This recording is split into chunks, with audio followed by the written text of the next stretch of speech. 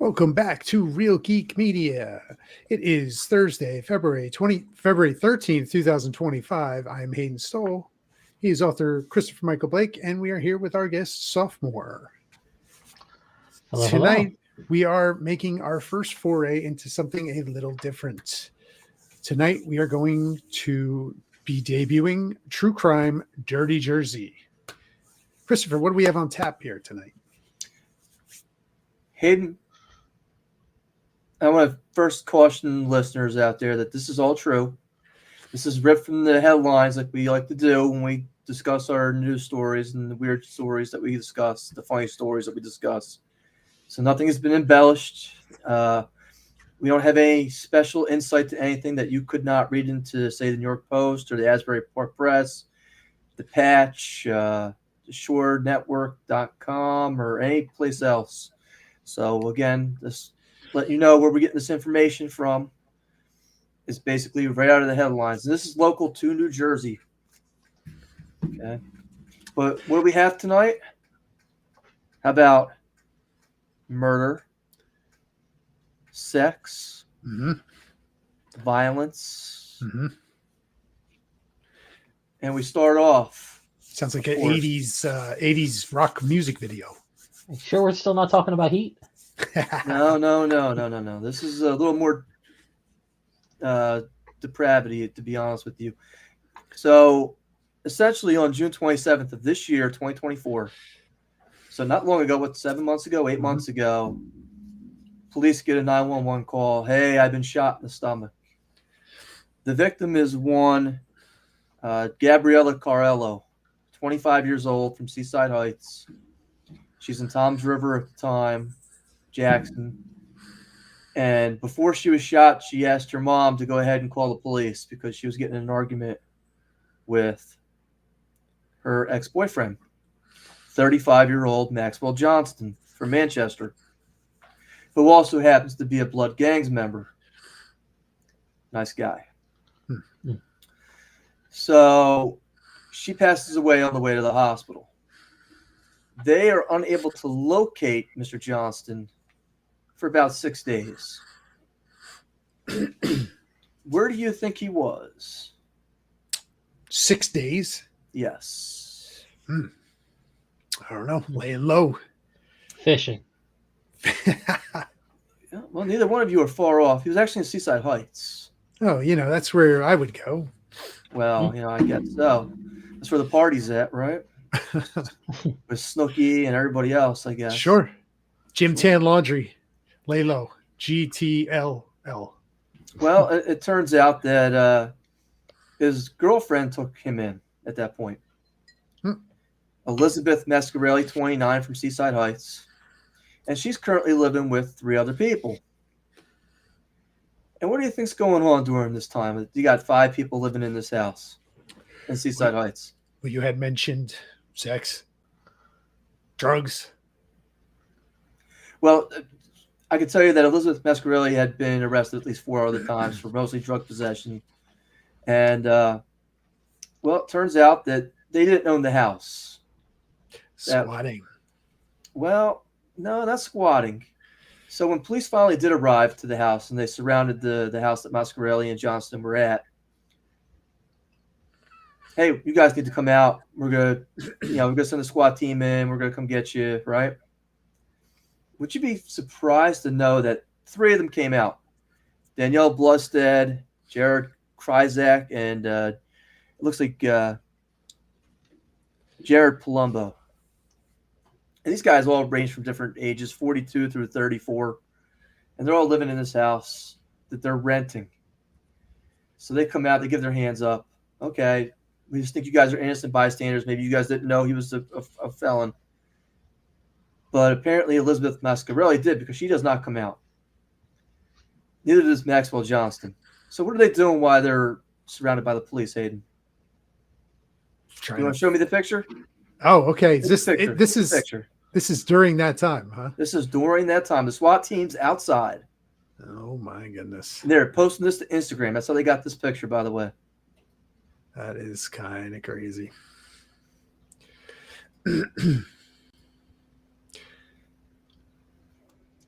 That name is outside. Yes. Go ahead and give me the next one. Well, that's Mascarelli and Johnston. Mhm. Give me the next This is the best, the good one there.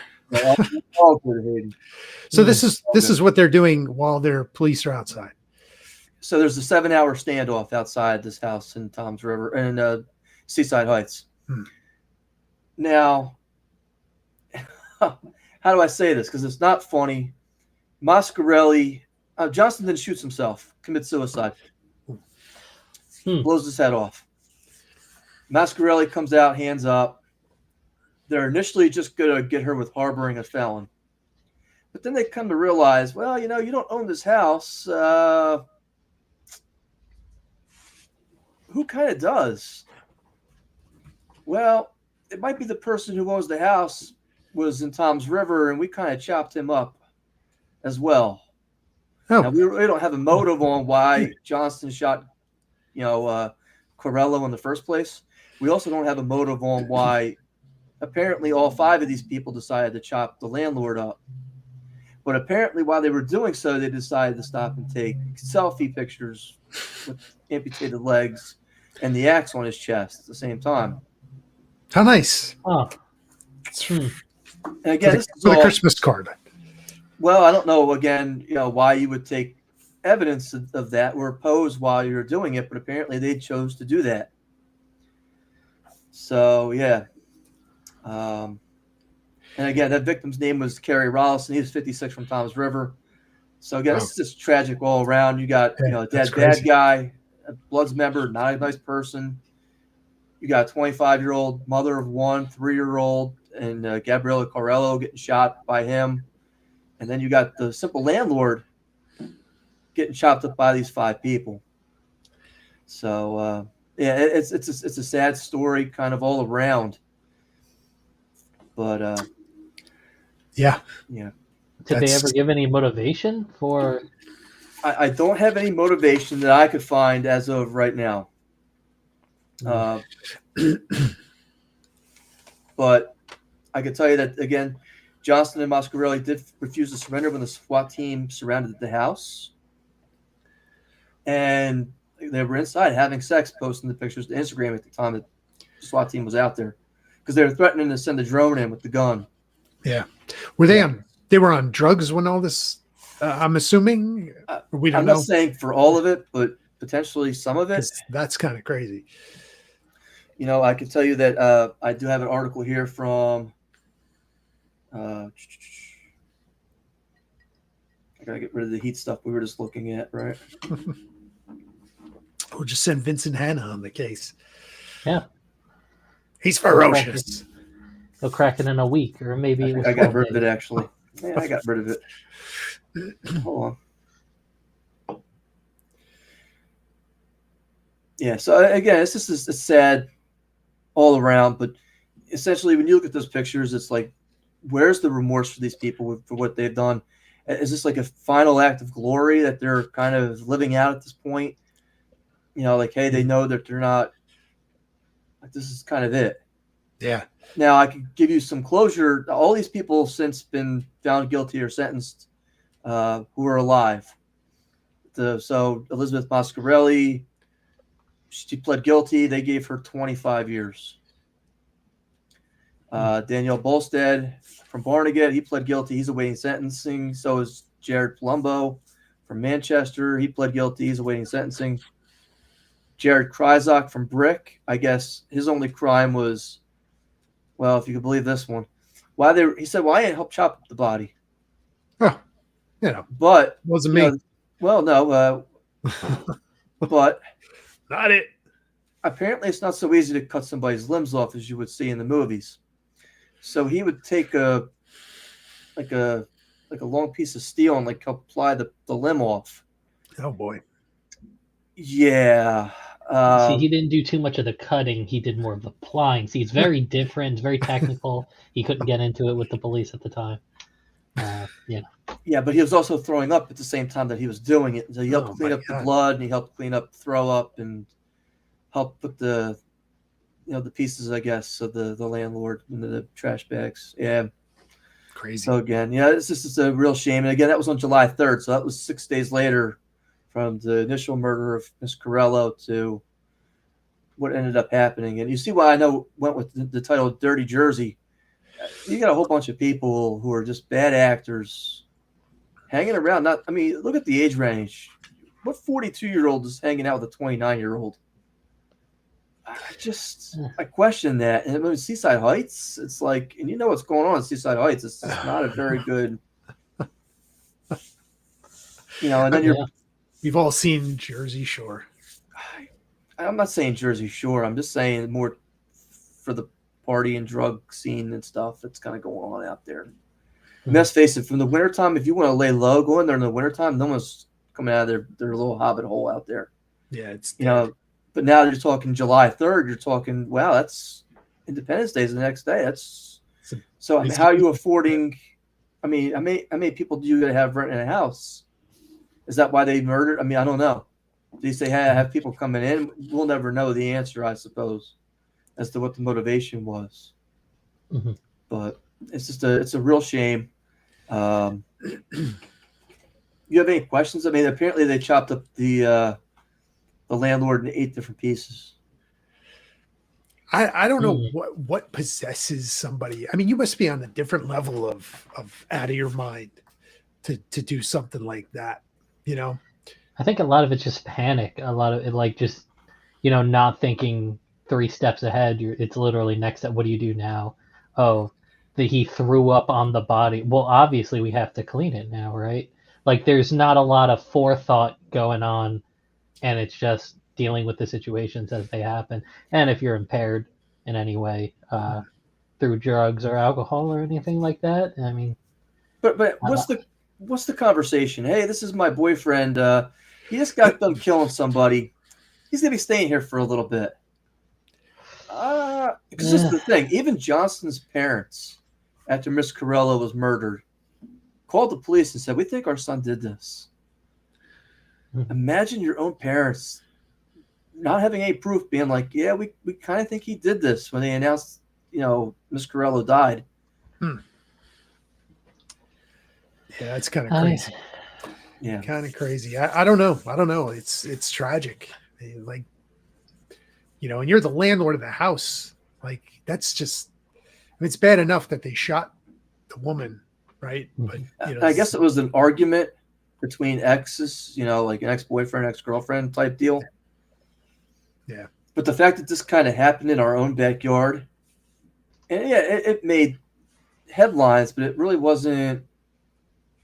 None of these people are going to be remembered for good stuff. And it's a shame. They basically took their lives and just threw them away. Yeah. Yeah.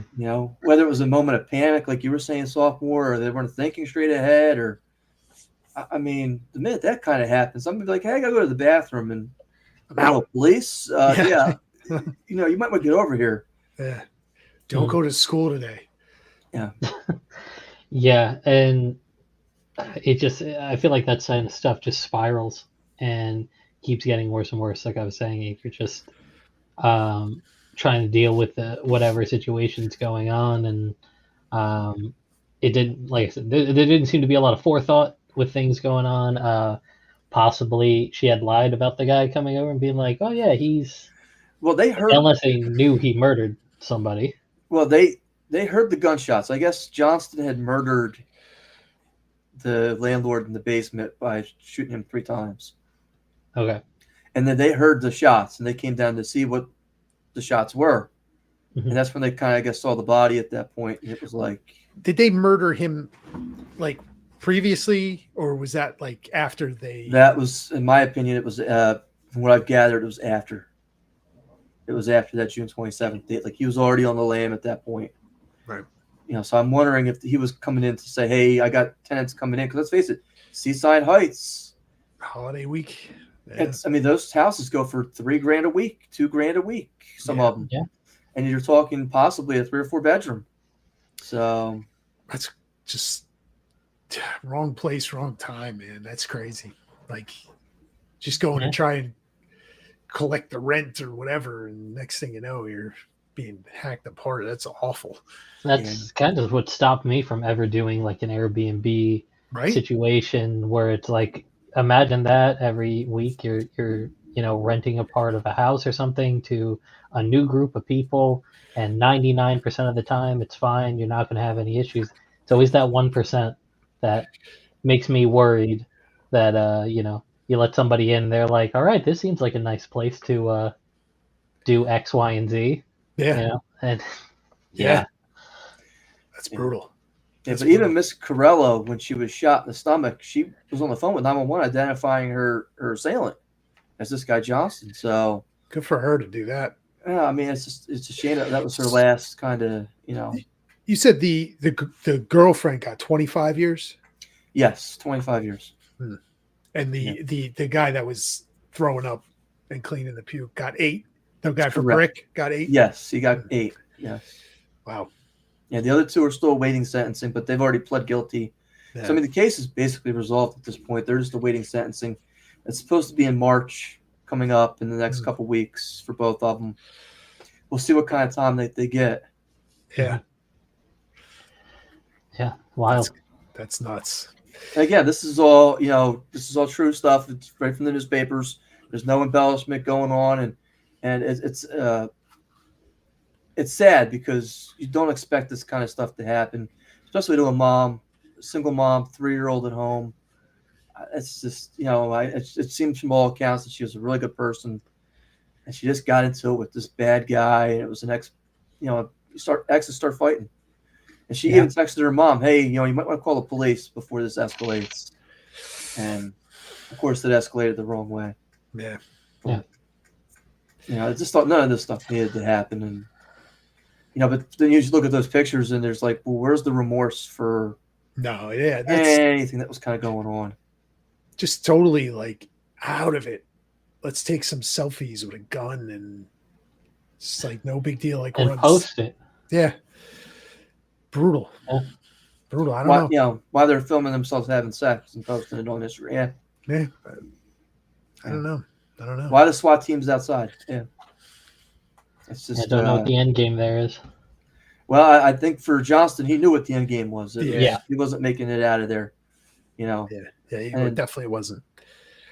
I'm surprised he didn't. Well, I don't even want to say that, but it's just a terrible situation. Yeah. A terrible situation.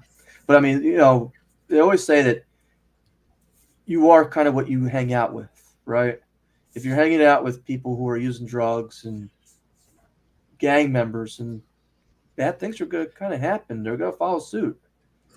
If you're hanging out with people who are doing the right thing and they're a good influence on you, and I think that's what the moral of the story is this, what it comes down to is who you hang out with and associate with.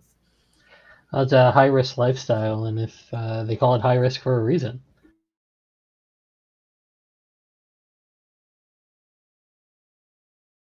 So those things are going to happen, or you're going to deal with situations that someone living more of a low-risk lifestyle is not going to encounter on a day-to-day basis.